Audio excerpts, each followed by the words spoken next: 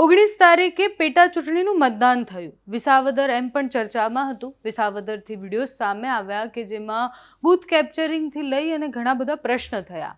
ગોપાલ ઇટાલિયાએ આ વિડીયો 19 તારીખે જ મૂક્યો હતો પોતાના સોશિયલ મીડિયા પર, જેમાં દેખાય છે કે એક માણસ છે એ એક ભાઈને સમજાવી રહ્યા છે કે અહીંયા વોટ કરવાનો છે ને એના પછી કથિત રીતના એમણે એવું કહ્યું કે ભારતીય જનતા પાર્ટીના કાર્યકર્તાઓ આવી રીતના ફ્રોડ વોટિંગ કરાવતા હતા અને પછી ઇલેક્શન કમિશનને સવાલ પૂછ્યા હતા કે આ બધી ધાંધલીના કારણે શું તમે લાઈવ સ્ટ્રીમિંગ બંધ કરી દીધા જે બૂથ પર ચાલતા હતા એ લાઈવ સ્ટ્રીમિંગ બંધ કરી દેવામાં આવ્યા અને પછી ઇલેક્શન કમિશન સામે એમણે બીજી એક ટ્વીટ એટલે 2-3 ટ્વીટ 19 તારીખે કરી હતી। ઇલેક્શન કમિશન પર ઉઠાયેલા સવાલો એ સતત ચાલુ રહ્યા।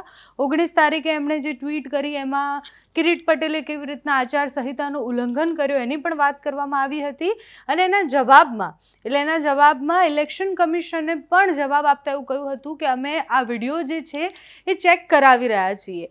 એ વિડીયોમાં દેખાઈ રહ્યું છે કે કોઈ માણસે એ જે વોટ આપવા આવેલા માણસ છે એટલે એ લઈને આવ્યા છે કે પછી જાતે આવ્યા છે ખબર નથી, પણ એને બતાવી રહ્યા છે કે આવી રીતના અહીંયા વોટ નાખવાનો છે। અને બૂથ કેપ્ચરિંગની વાત હોય તો આજે ફરીથી 2 બૂથ પર એટલે ચૂંટણી થઈ રહી છે કારણ કે ગોપાલ ઇટાલિયાએ પ્રશ્ન કર્યા હતા કે ફ્રોડ વોટિંગ થયું છે, બૂથ કેપ્ચરિંગ થયા છે અને બહુ જ બધી બોગસ વોટિંગની વાત કરવામાં આવી હતી। ફરી એકવાર ગોપાલ ઇટાલિયાએ આજે ઇલેક્શન કમિશનને સવાલ પૂછ્યો છે।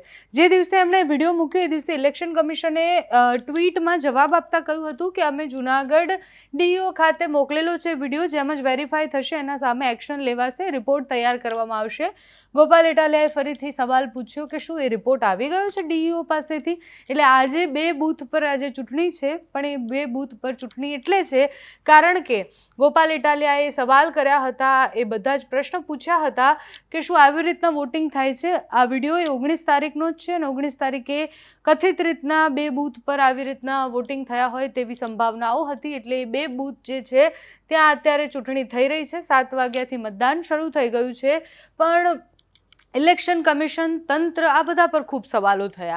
એટલે ચૂંટણી હોય અને બૂથ કેપ્ચર થાય અને ફ્રોડ વોટિંગ થાય એ બધા સમાચારો ભલે આપણને સામાન્ય લાગતા હોય। બનાસકાંઠાના લોકસભાના ઇલેક્શન વખતે પણ આ થયું હતું, એ વિડીયોઝ આવ્યા હતા બોગસ વોટિંગના, ખોટા સર્ટિફિકેટો લઈને જાય, ખોટા ઇલેક્શન કાર્ડ લઈને જાય અને પછી વોટ કરાવે અને આ બધું બહુ ચાલતું હોય છે ચૂંટણી વખતે। પણ પ્રશ્ન થાય તંત્ર ક્યાં હોય? જ્યારે એક સાથે 15-20 લોકો આવે છે એવી વાત કરવામાં આવે, પોલીસને એ લોકો દદડાવે, કાર્યકર્તાઓને દદડાવે, ત્યાં એજન્ટ છે અને બહાર બેઠેલા લોકો ઇલેક્શન કમિશનમાંથી આવેલા લોકો જે છે એમને પણ ધમકીઓ આપે, દાદાગીરી કરે, તો પછી તંત્ર કઈ તરફ ગયું છે? તંત્ર પર આપણે ભરોસો કરવો કે કેમ એ મોટો પ્રશ્ન છે। કિરીટ પટેલ સામે પણ ફરિયાદની વાત હતી કારણ કે કિરીટ પટેલ જ્યારે મત આપવા ગયા ત્યારે એમણે જે ભાજપનો સિમ્બોલ છે એ સિમ્બોલ પહેરીને ગયા હતા, એ પણ ઉલ્લંઘન હતો। એમાં ગોપાલ ઇટાલિયાએ લખ્યું હતું કે આ જે વોટ આપવા માટે ગયા એમને આટલી હિંમત ક્યાંથી આવે છે, જે રીતના એ ત્યાં જઈને પણ એવું કહેવાય છે કે એમનું ચિહ્ન બતાવે છે અને ઇલેક્શન કમિશનથી એ ડરતા નથી કથિત રીતના। અને બધા જ બહુ બધા વિડીયોઝ પણ આવ્યા છે, એટલે એ બબાલો થઈ હતી એના પણ વિડીયોઝ હતા અને સાથે જ બૂથ કેપ્ચરિંગની વાત હતી એ વિડીયો સાથે ગોપાલ ઇટાલિયાએ જાહેર કરી। ગઈકાલે ગોપાલ ઇટાલિયા જ્યારે ઇલેક્શન કમિશન જ્યાં અત્યારે ઈવીએમ રાખેલા છે ત્યાં બધા જ ઉમેદવારોને જ્યારે બોલાવવામાં આવે ત્યારે પણ ફરિયાદ કરી હતી। નામજોગ એક કાગળિયા લઈને ગયા હતા કે આટલી જગ્યા છે, આટલા બૂથ છે જ્યાં ફ્રોડ વોટિંગ થઈ છે ને એની સામે એક્શન લેવાવા જોઈએ। સાંજ સુધીમાં એક્શનના જવાબ તો મળી ગયા। ઇલેક્શન કમિશને જાહેરાત તો કરી દીધી સાંજે 5-6 વાગ્યાની આસપાસ કે ફરી એકવાર આ બંને બૂથ પર થશે વોટિંગ અને આજે વોટિંગ પણ થયું છે।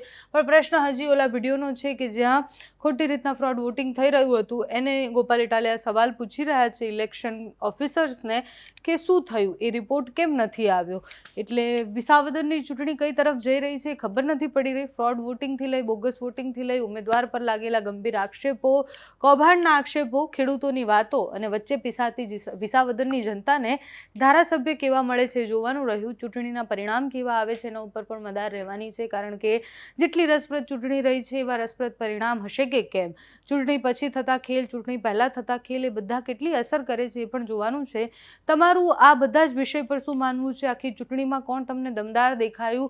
ચૂંટણીમાં આ વખતે જે ખેલ થયા છે એના ઉપર તમારું શું કહેવું છે અમને કમેન્ટ્સમાં જણાવજો। અત્યારે આ વિડીયોમાં બસ આટલું જ। જો તમે અમને યુટ્યુબ પર જોઈ રહ્યા હોય તો સબસ્ક્રાઈબ કરજો, ફેસબુક પર જોઈ રહ્યા હોય તો ફોલો કરજો, અમારા વિડીયોને લાઈક અને શેર કરજો।